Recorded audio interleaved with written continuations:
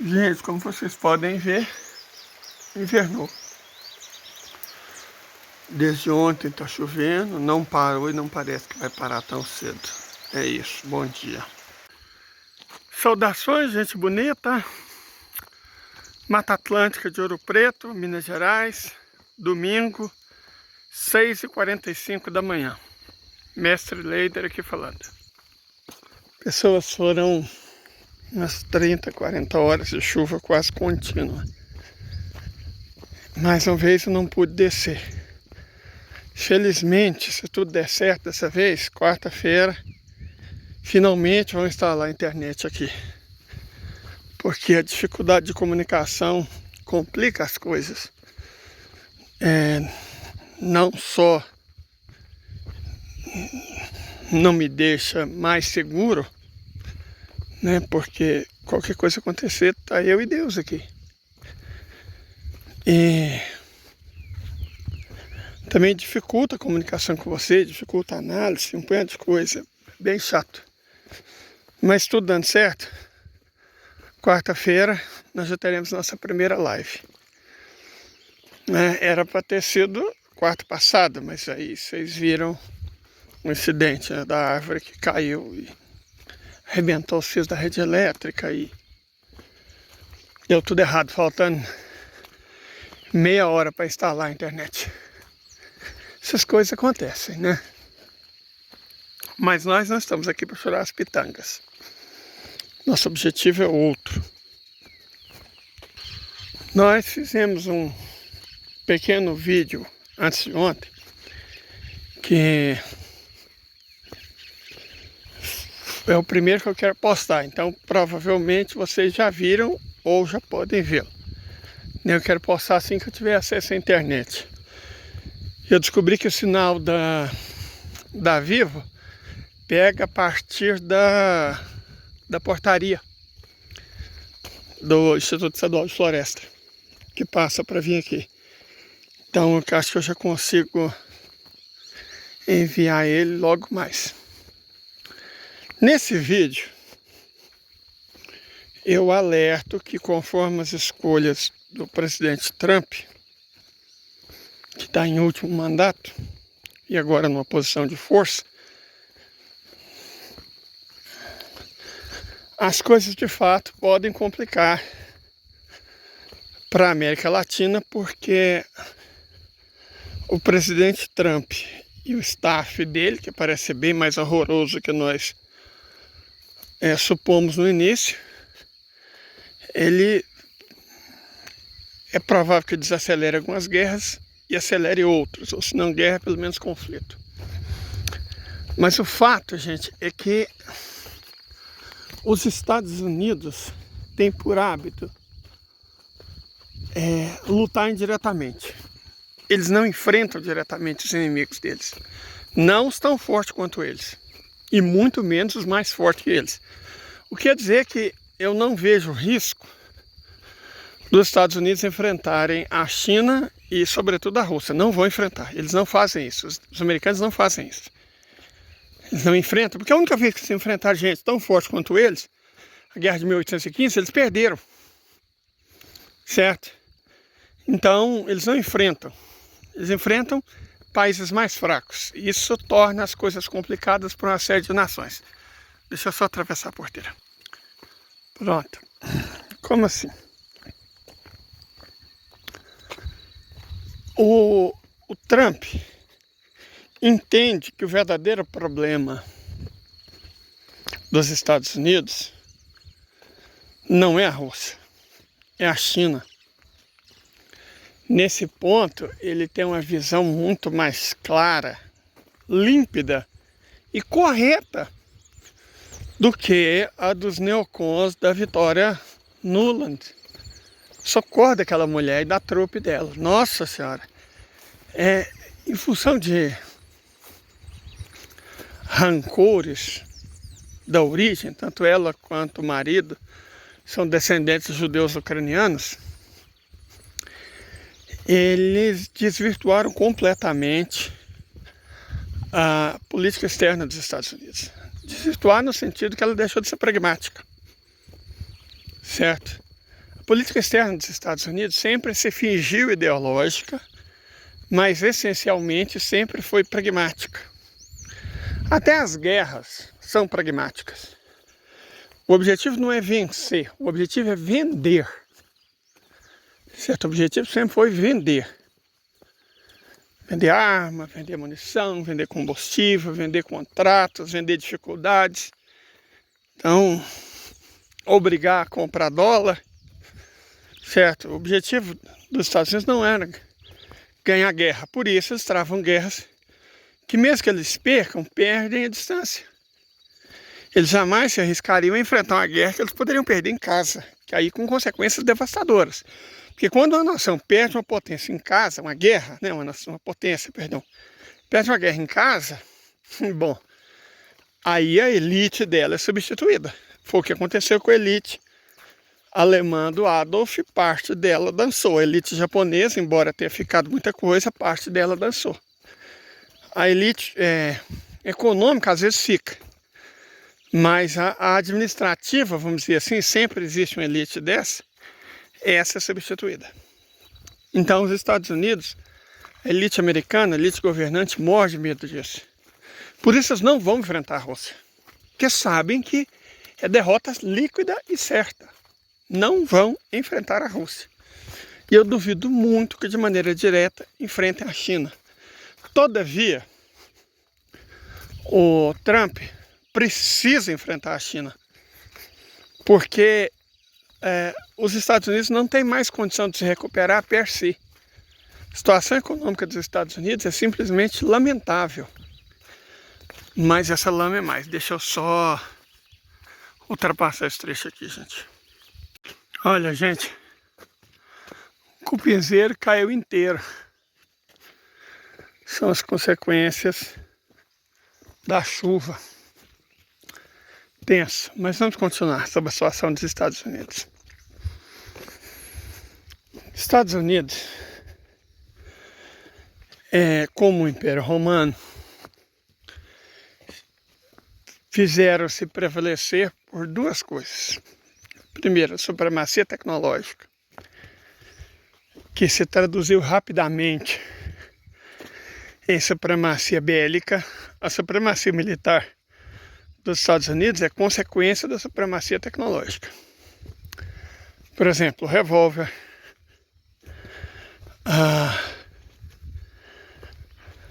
metralhadora, o submarino, a escopeta, o rifle, tudo isso são invenções norte-americanas. Invenções que fizeram uma diferença muito grande. Além disso, logo após Santos Dumont, eles descobriram a aviação também. Então, foi fácil para eles fazer as coisas que definem os Estados Unidos enquanto potência. Exterminar a população indígena, submeter o Sul à ditadura industrial financista do Norte, tomar terras mexicanas, né? E fazer as primeiras guerras imperialistas, no caso contra a Espanha. Tudo isso no século XIX. Nada do que aconteceu seria possível sem supremacia tecnológica militar. Certo? É importante, muito importante entender isso. E os Estados Unidos perderam essa supremacia. Mas antes de falar sobre isso, tem outra questão. A capacidade de impor o dólar, primeiro nas negociações interpares, depois como moeda de reserva. Vamos falar da primeira coisa que nós dissemos, a supremacia tecnológica militar. Os Estados Unidos perderam essa supremacia. Considere também, eu estava esquecendo outra arma importantíssima, a bomba atômica. Eles foram os primeiros a fazer. Considere que o poder dos Estados Unidos, o poder do dólar inclusive, nem a capacidade de impor a própria moeda, deriva da supremacia tecnológica militar. Então tudo nos Estados Unidos está alicerçado na supremacia tecnológica e militar. Perdendo essa supremacia, como tudo está alicerçado nisso, eles vão perder tudo. É uma consequência histórica natural, consequência da evolução das coisas. Como diz o grande rabino judeu Jesus, lá da época do Império Romano, um palestino, quem vive pela arma, morrerá pela arma. Certo? Os Estados Unidos vivem pela arma, vivem pela guerra. Então é por isso que eles vão morrer. É por ela que eles vão morrer. Simples assim, não tem muita conversa.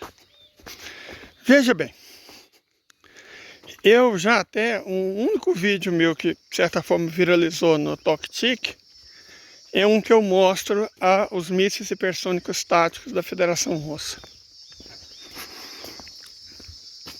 Eu mostro eles. E expliquei mais tarde, aqui no YouTube mesmo, que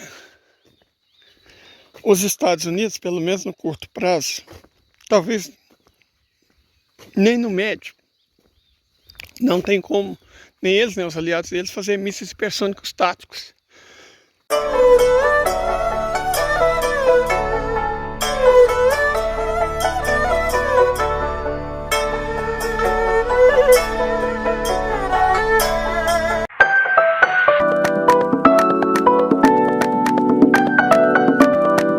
Por uma questão simples, de engenharia inclusive. A tecnologia de mísseis hipersônicos táticos exige duas coisas que os Estados Unidos não têm, duas tecnologias que eles não têm. Primeiro e mais importante, a capacidade de fazer as turbinas.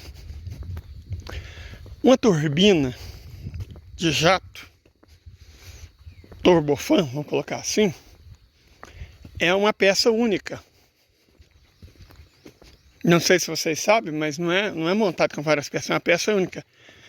É de cerâmica cristalina. Ela é metálica, mas se comporta como um cristal. É uma peça monocristalina. As peças principais, a peça principal da turbina é cerâmica metálica monocristalina. Não é uma liga metálica, você mistura os metais, funde, não. A fundição disso é extremamente complexa, porque você tem que transformar a liga metálica numa cerâmica inteiriça, uma peça única de cristal. Só quem começou a desenvolver essa tecnologia foram os russos, que sempre foram metalúrgicos. Para uma versão nerdola, os russos, se fossem nesses mundos de fantasia, seriam anões. Eles mexem com bebida e metalurgia. Então os russos e os ingleses, surpreendentemente. Mas os ingleses, que não tinham curso para levar a pesquisa adiante, passaram a tecnologia que eles tinham para os Estados Unidos. Então só os Estados Unidos e a Rússia, no fim das contas, têm essa tecnologia para fazer cerâmica monocristalina de metal. Só que os Estados Unidos pararam no tempo.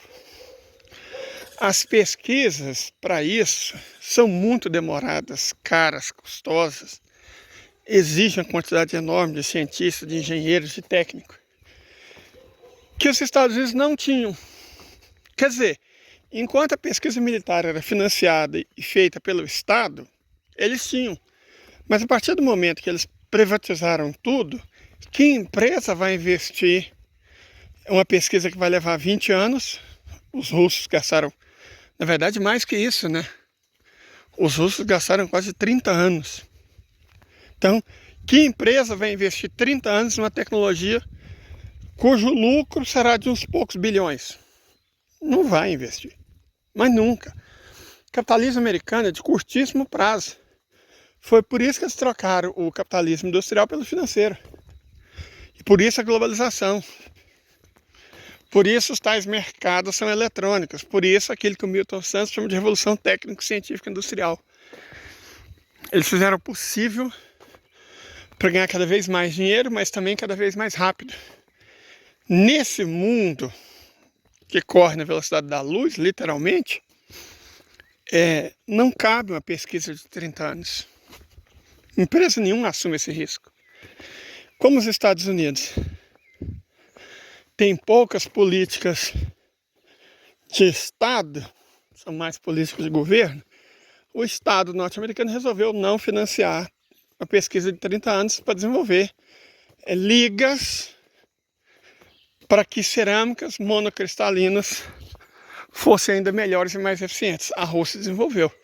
A Rússia começa a desenvolver isso em 1985. 1985, vejam só.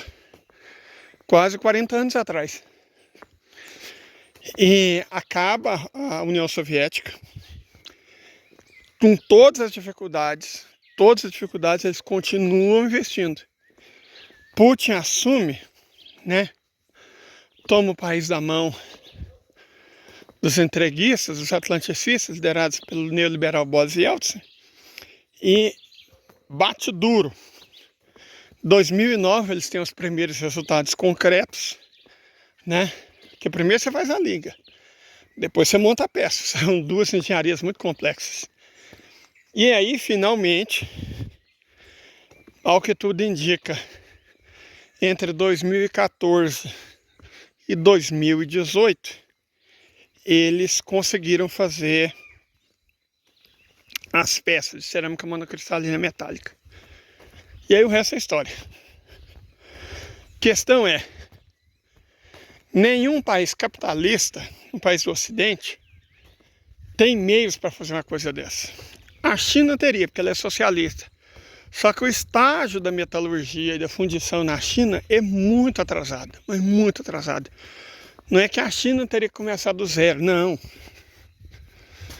Quem teria que começar do zero é o Brasil, a Índia. A China tem que começar de menos 20. Então, mesmo o programa espacial chinês, né, super insensato, tal, programa espacial chinês, os mísseis hipersônicos táticos chineses, tal, tudo isso depende do fornecimento de peças por parte da Rússia. É por esse motivo que somente aliados da Rússia têm mísseis hipersônicos táticos. IEM, que na verdade não é IEM, né? É a Rússia, que pinta os mísseis de cor diferente. Irã, Índia, China, República Popular Democrática da Coreia. Só esses países, além da própria Federação Russa, têm acesso a mísseis hipersônicos táticos. Então, só os países nos quais a Rússia confia.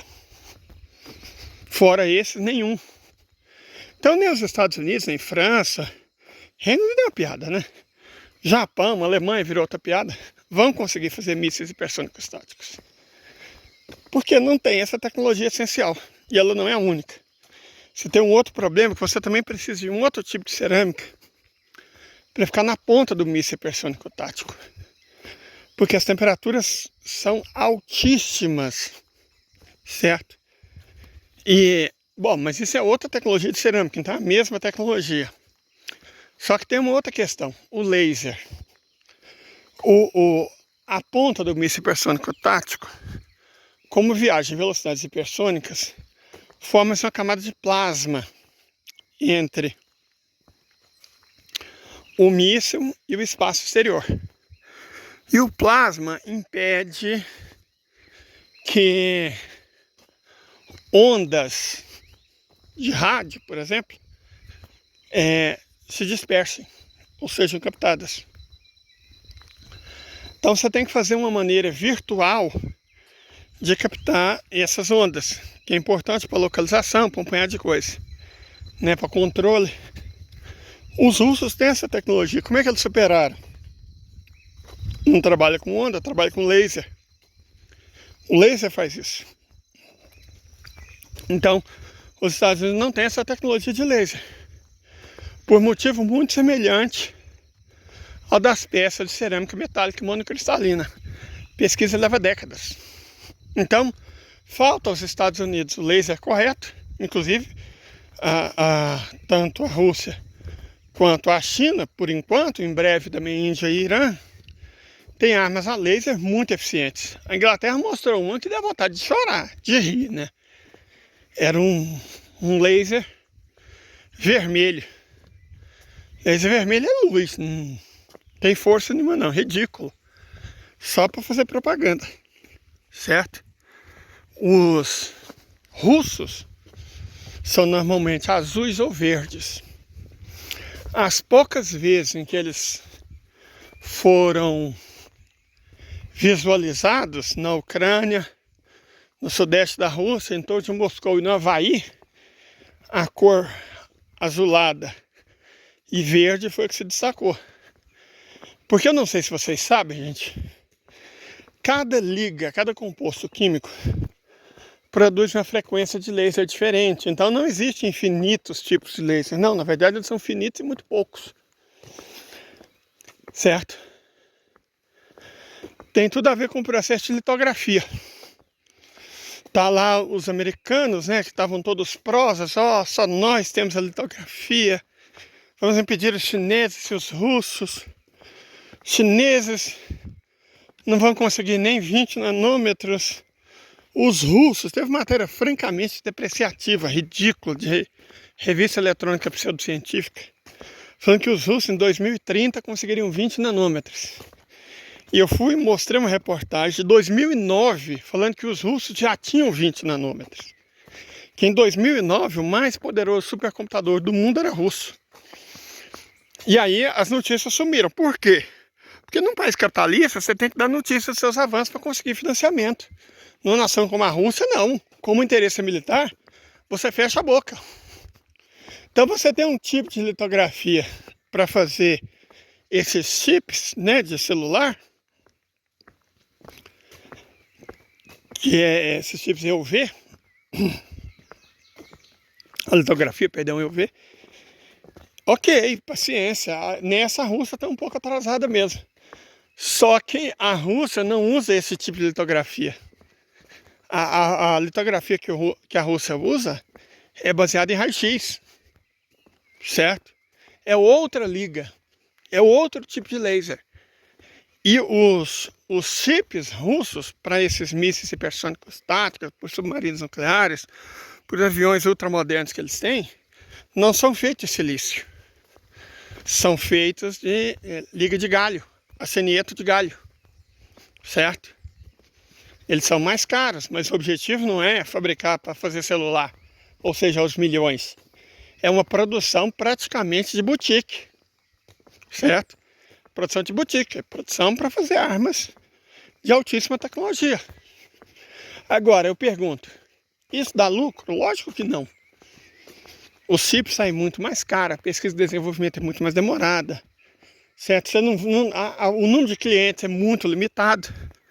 Você tem praticamente um monopsônio. Quer dizer, o cliente é o Estado russo, ou os Estados nacionais que a Rússia autorizar. E os americanos não, eles querem a escala, né? Vender milhões, dezenas de milhões, centenas de milhões, bilhões de chips, de processadores. Então eles fazem de silício, que não é o material mais adequado.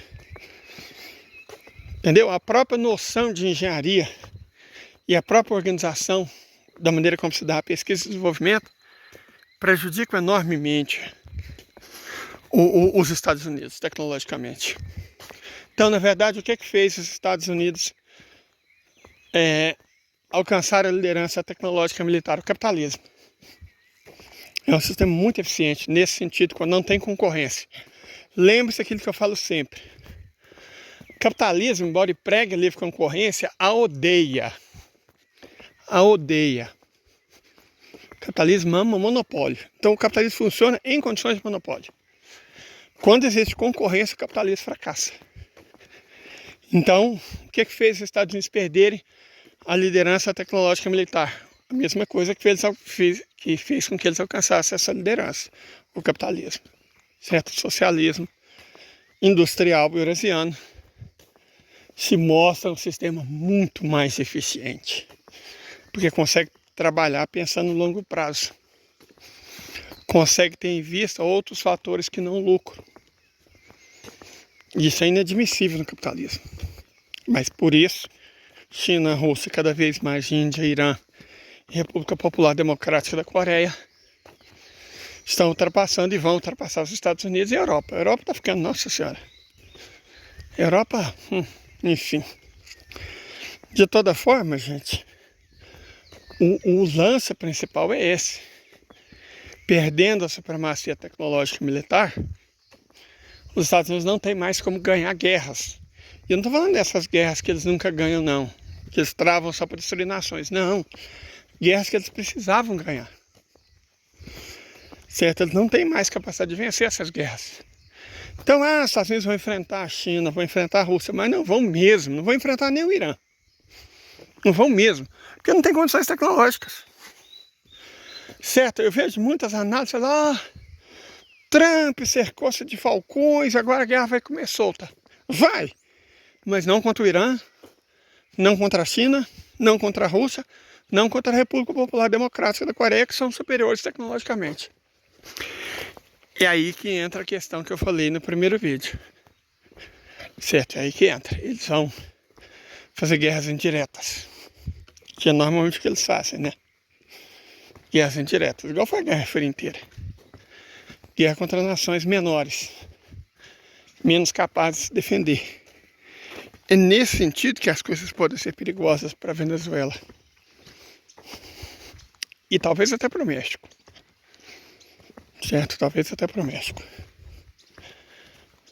Porque o Trump, apesar de ele ter ideias mais claras do que necessita fazer, ele continua sendo norte-americano. Com tudo que isso significa. Certo? Ele continua sendo norte-americano. Então, ele vai travar guerras? Vai. Contra quem? Contra alvos mais fracos.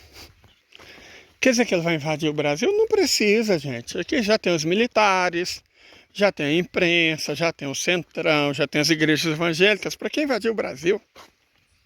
Que bobagem. O Brasil já é deles. Com 2 milhões de dólares de bônus, olha que mixaria. Um general do Exército Brasileiro que comandava a Petrobras sacrificou a população inteira para mandar mais dividendos para os Estados Unidos. Então, você já tem entreguistas aqui, eles são muito baratos. São muito baratos, você não precisa invadir o Brasil. Tem que ter isso muito claro, né? Tem isso muito claro, você não precisa invadir o Brasil. Agora a Venezuela, em tese, sim, e o México também. Certo? Qual outro lugar que eles podem fazer guerra? Bom, isso é um assunto para um próximo vídeo. Para esse, tá bom. Ok. Muito obrigado. Desculpa esse interregno, porque simplesmente não tinha como. Estava chovendo demais da conta. Né? Para ter acesso à internet, você sabe que eu tenho que fazer a caminhadinha de 15 quilômetros, né? E fazer ela debaixo da chuva é muito difícil. Nós até tínhamos um plano de arrumar uma charrete para colocar na mula, mas eu descobri que a mula tem 20 anos, ou seja, uma senhora idosa. Não é ético nem moralmente correto colocar charrete numa mula de 20 anos, tadinha. É como se fosse uma senhora de 75. Eu quero fazer a pastagem para as versas, para as vaquinhas que ainda não tem. Vou colocar a mula junto com as vaquinhas, para ela ter acesso ao melhor capim. E ela só vai fazer isso, comer e dormir, tadinha. Até o fim. Porque, né, o Temer, o Centrão, nos tiraram a aposentadoria, mas pelo menos a das mulas, a gente tem que garantir. É por uma questão de humanidade. Então, as nossas condições aqui são complexas, né? Não é brinquedo, não. Mas a gente faz o que pode. Muito obrigado a cada um de vocês. Curta, compartilhe, nos siga. Inclusive temos um canal no Tel, Egran, né?